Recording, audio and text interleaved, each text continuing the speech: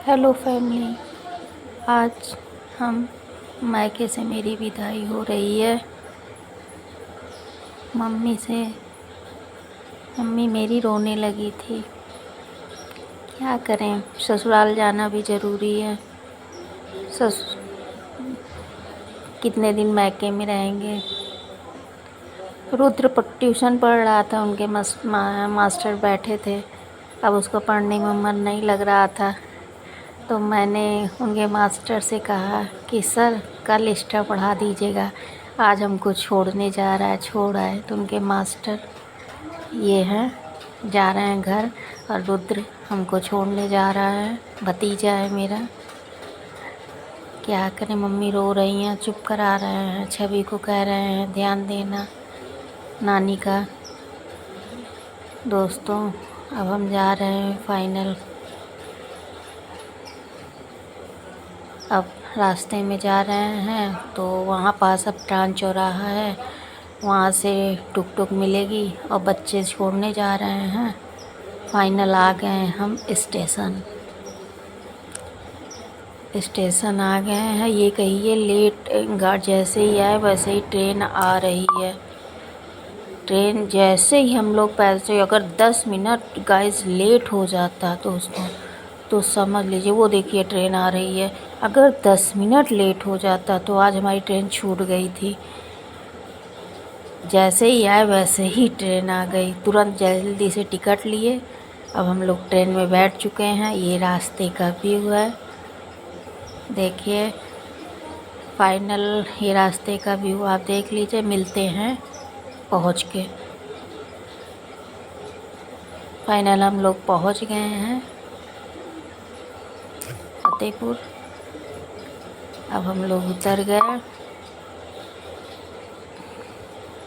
अब उतरने के बाद अब यहाँ से भी हम लोग साधन करेंगे, साधन करके जाएंगे। ये साधन करके जाएंगे घर। टुक टुक वगैरह करेंगे दोस्तों, और किससे जाएंगे। टुक टुक वगैरह करके फिर जाएंगे, क्योंकि हस्बैंड को नहीं बुलाया, वो आ जाते बाइक लेके।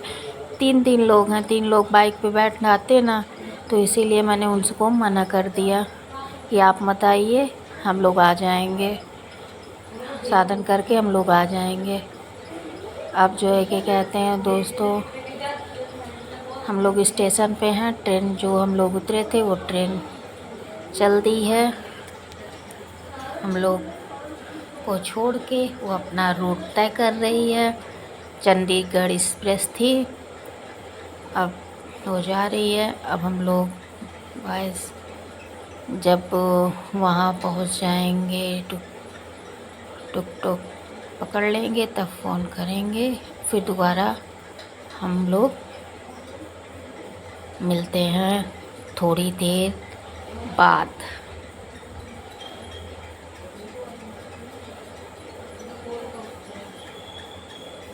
ये हमारा लोग के डलमऊ पुल है।